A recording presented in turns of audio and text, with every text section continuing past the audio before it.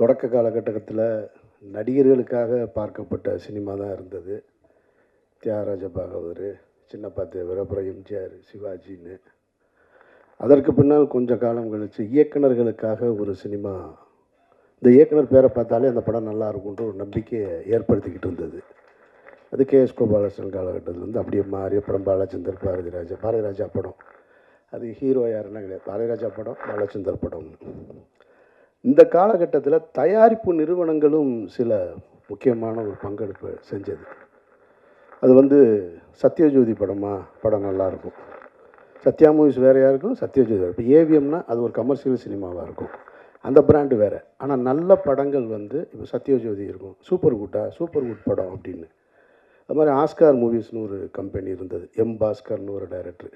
அவர் படங்கள் தீர்ப்புகள் திருத்தப்படலாம், தண்டிக்கப்பட்ட நியாயங்கள், பௌர்ணமி அலைகள், சூளம், இதெல்லாம் பண்ணியிருந்தார் அவர். அவர் வந்து ரஜினி சார் வச்சு பைரவி படம் கூட டைரக்ட் பண்ணார் அவர். அந்த கம்பெனியோட பேர் பார்த்த உடனே படம் நல்லா இருக்குன்னு தோணும்.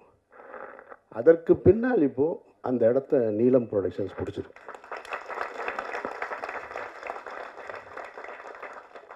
முதல்ல வந்து நீலம் ப்ரொடக்ஷன்ஸ்னு பேர் வைக்கும் பொழுது சரி, எல்லாரும் அவங்கவுங்க சினிமாவுக்குள்ளே வந்து தான் பிறந்த இடம், பிறந்த சமூகத்தை தூக்கி பிடிக்கிறதுக்காக வந்திருக்கிறாங்க. அந்த அடிப்படையில் ரஞ்சித்தும் நீலம்னு தூக்கி வச்சிட்டாரு, அப்படி தான் தோணுச்சு. அது தோணுற இயற்கை தானே. ஆனால் நீலம் ப்ரொடக்ஷன்ஸில் ஒவ்வொரு படைப்புகளையும் பார்க்கும் பொழுது ரஞ்சித் வந்து இந்த தலைமுறைக்கு அடுத்து வேறு ஒன்றை கற்றுக் கொடுக்கணும்னு விரும்புகிறாருன்றது தெரியும். அவர் நினச்சிருந்தா வெறும் பெயரை ரஞ்சித் ப்ரொடக்ஷன்ஸ் கூட வச்சுருக்கலாம். ஆனால் நீலம்னு வச்சுட்டு அதில் இருக்கிற படைப்புகளை வரிசையாக பார்க்கும் பொழுது நீலம் ப்ரொடக்ஷன்ஸில் வர்ற எந்த படமும் சோட போகாத படமாக இருக்குது, ஒரு மரியாதைக்குரிய படமாக இருக்குது. அந்த வகையில் தான் இந்த பாட்டில் ராதா அமைஞ்சிருக்கிறத நான் பார்க்குறேன். ரஞ்சித்துக்கு என்னுடைய வாழ்த்துக்கள். இதே நீலம் ப்ரொடக்ஷன்ஸ் நான் சாகிற வரைக்கும் இந்த பெருமையோடு இருக்கணும் அப்படின்றது என்னுடைய ஆசை. ஏன்னா இடையில எல்லாம் செய்வாங்கன்னா, இந்த மாதிரி பேனர்ஸ்லாம் வந்து கடைசி காலகட்டத்தில் ஒரு சிக்கல் வரும்போது கண்ட கருமத்தையும் எடுத்துருவாங்க, கொஞ்சம் மாறிடுவாங்க. அப்படி ஒரு சூழலுக்கு போயிடக்கூடாதுன்னு இந்த குடியை பற்றிய படம் அப்படின்னோடனே நமக்கு முதல்ல எனக்கு நினைவுக்கு வர்றது, எம்ஜிஆர் சிஎம்மாக இருக்கும்போது ஒரு படம் எடுத்தார். தேங்காய் சீனிவாசன் அவர்கள் ஹீரோவாக நடித்து நான் குடித்து கொண்டே இருப்பேன் அப்படின்னு ஒரு படம். அது ஒரு பிரச்சார படம் மாதிரி பண்ணியிருந்தாங்க. ஆனால் அந்த படம் வந்து குடியின் தாக்கத்தை சொல்லிச்சா நமக்கு அப்படின்னு கேட்டால் அந்த படம் சொல்லலை. அப்படி ஒன்று அந்த படத்தை பார்த்துட்டு யாரும் திருந்தினானா அப்படின்னு கேட்டால் எனக்கு தெரிஞ்சு திருந்துறதுக்கு வாய்ப்பு இல்லை. அந்த படமும் அப்படி தான் இருந்துச்சு. அது தேங்காய் சீனிவாசன் போல் ஒரு சீனியர் நகைச்சுவை நடிக்கும்போது அது வந்து சேரலை. அதோட மேக்கிங் அன்றைய காலகட்டத்தில் இருந்துச்சு. அதுக்கு பின்னாடி நான் வந்து குடியை பற்றி ரொம்ப சிலாகிச்சு பார்த்த படம் 2016 ஸ்பிரிட்டுன்னு ஒரு மலையாள படம், மோகன்லால் சார் நடித்தது. அந்த படம் பார்த்துட்டு கருப்புள்ளியப்பன் தான் அந்த படம் பார்த்துட்டு ரொம்ப நல்லா இருக்கிறீங்க பாருங்கன்னாரு. எனக்கு படம் பார்த்த உடனே அந்த படம் ரொம்ப பிடிச்சி போய் அந்த படத்தோட ரைட்ஸ் வாங்கிட்டேன். நான் போய் அந்த ரைட்ஸை வாங்கிட்டு ரீமேக் படம் பண்ணுற ஐடியாவே கிடையாது லைஃப்பில். எந்த கதையாக இருந்தாலும் நல்லதோ கெட்டதோ குப்பை கதையோ நம்ம கதையிலே எடுத்துருவோன்னு சரி முதல் முறையாக இந்த ஸ்பிரிட்டை வந்து ரீமேக் பண்ணலான்னு சொல்லிட்டு அதை வாங்கி வச்சுக்கிட்டு ஒவ்வொரு ஹீரோவாக அப்ரோச் பண்ணேன். எனக்கு தெரிஞ்ச எந்த ஹீரோ ஒத்துக்கலை. இவ்வளவு மோகன்லால் சாரை விட இவங்க யாரும் பெரிய ஹீரோக்கள் கிடையாது இங்கே இருக்கிறவங்க. அப்படி இருந்துமே அவர் பண்ணினதை இங்கே ஒத்துக்க தயாராக இல்லை. சரி, நான் அதோட அப்படியே வச்சுட்டேன். சரி, அப்போ என்றைக்காவது நம்மளே நடிச்சுக்கிறோம் அந்த படத்தை அப்படின்னு முடிவு பண்ணிட்டு, சரி இந்த பிரச்சனைலாம் முடியும் போது அதுக்கப்புறம் ஸ்டார்ட் பண்ணணும்னு அப்படியே காலம் கடந்து போயிட்டே இருந்துச்சு. இதுக்கிடையில் ஒரு 2-3 வருஷத்துக்கு முன்னாடி அதே மலையாளத்தில் வெள்ளம்னு ஒரு படம் வந்தது, ஜெயசூர்யா நடித்தது. ஒரு குடியோட கொடுமையை, ஒரு குடி நோயாளியை பற்றி. சரி, நான் அந்த படத்தை ஸ்பிரிட்டு தான் எடுக்கலை, இதை வாங்கி உடனே எடுத்துருவோம். ஏன்னா அதில் வந்து கொஞ்சம் மெஜஸ்டிக் லுக்கு ஸ்பிரிட்டில் மோகன்லால் சார் பண்ணது. இப்போ மோகன்லால் சார் பண்ணுறதை நம்ம போய் பண்ண முடியாது. ஒரு பெரிய ஒரு ஸ்டைலாக இருக்கிற ஒரு எஜுகேட்டட் போல் இருக்கிற ஒருத்தன் இருந்தால் தான் சரியாக இருக்கும். ஒரு பெரிய சிந்தனையாளன் குடி நோயாளியாக எப்படி இருக்கான், அவன் தன்னை குடி நோயாளின்னு ஒத்துக்கிறானா இல்லையான்றது தான் அந்த படத்தோட கதை. இது கரெக்டாக இருந்துச்சு. வெள்ளம் ஜெயசூர்யானோடனே சரி நம்மள மாதிரி தான் தாடி இடி வச்சுருக்காருன்னா அந்த படத்தை வாங்கலான்னு போய் கேட்கும்போது, நான் போய் கேட்கும்போது வெள்ளத்துக்கு ஒரு காம்படிஷன் இருந்துச்சு, வேறு ஒருத்தர் யாரோ வாங்க போகிறாருன்னு. இதெல்லாம் எனக்கு வந்து குடி வந்து ரொம்ப அது தெரிஞ்ச விஷயம். கொஞ்சம் அப்படின்னு தப்பிட்டேன், இல்லைன்னா நானும் ஒரு பாட்டில் ராதா தான், அங்கேருந்து வந்தவன் தான் நான்.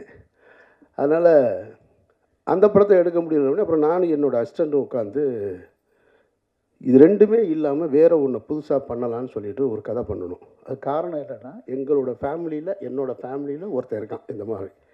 என்னோடய க்ளோஸ் ஃப்ரெண்டு ஒருத்தர் செந்தில்னு ஒரு நண்பன், இன்ஜினியரிங் காலேஜ் ஸ்டூடெண்ட்டு, ஸ்டேட்லேயே 6th வந்தவன். ஸ்டேட்லேயே 6th.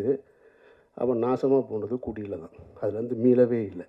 இது மாதிரி என்னோட பழகிய பல பேர் வந்து மீள முடியாத குடியின் அடிமையில் நின்று இருக்காங்க. என் காலேஜ் ஃப்ரெண்ட்ஸாக இருக்கட்டும், என்னோடய ஃபேமிலியில் ஒருத்தர் இருக்கான். அப்போ மதுரையில் நரிமேட்டில் ஒரு இதே மாதிரி டிஅடிக்ஷன் சென்டர் இருக்குது. அதை நடத்துகிறவனும் என் ஃப்ரெண்டு தான். அவன் முன்னாள் ட்ரக் அடிக்ட்டு, அவன் தான் நடத்துகிறாங்க. அந்த இடத்துக்கு தெரியும். அங்கே வந்து என்னோடய அந்த ரிலேட்டிவை கொண்டு போய் நான் சேர்த்துருக்கேன், அங்கே பார்த்துருக்கேன். அவன் சொல்கிறான் அவன் எப்படி இதை ஸ்டார்ட் பண்ணு. எனக்கு முதல்ல தெரியாது. நான் கொண்டு போய் சேர்க்கும்போது அவன் வந்து அமீரோட ரிலேட்டிவ்னு கொண்டு போய் சேர்த்துட்டோம்.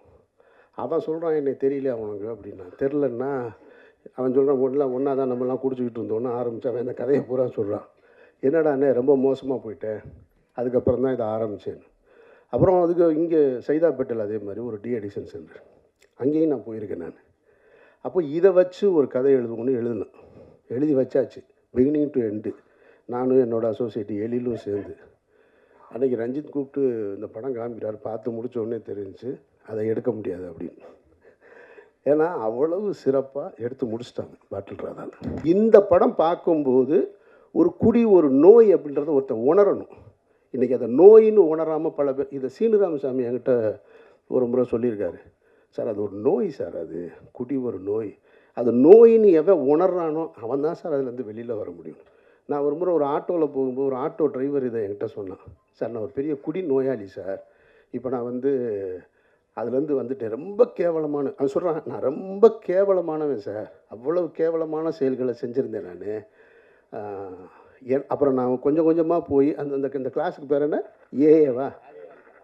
ஏஏ. அந்த ஏஏ கிளாஸுக்கு போய் அவன் சொன்னான் என்கிட்ட, இப்போ நான் வந்து கிளாஸ் எடுக்கிறேன் சார். நான் போய் அந்த மானக்கேடான விஷயத்துலேருந்து ஒரு மனுஷன் எவ்வளவு அவமானப்பட முடியுமோ அந்த அவமானத்துலேருந்து மீண்டிருக்கேன்னு சொன்னால், அதுபோல் இந்த படம் பார்க்குறவங்க மீளலும் அப்படின்ற ஒரு நம்பிக்கை இருக்குது. அதுக்கான படமாக பாட்டில் ராதா அமைஞ்சிருக்கான்னா நான் மிகைப்படுத்தி சொல்லலை, படம் சத்தியமாக அமைஞ்சிருக்கு. வாழ்த்துக்கள் ரஞ்சித் அண்ட் குழுவினருக்கு, இயக்குனருக்கும் என்னுடைய நெஞ்சார்ந்த வாழ்த்துக்கள். நன்றி. செய்திகளை உடனுக்குடனும் துல்லியமாகவும் தெரிந்து கொள்ள சப்ஸ்கிரைப் பண்ணுங்கள்.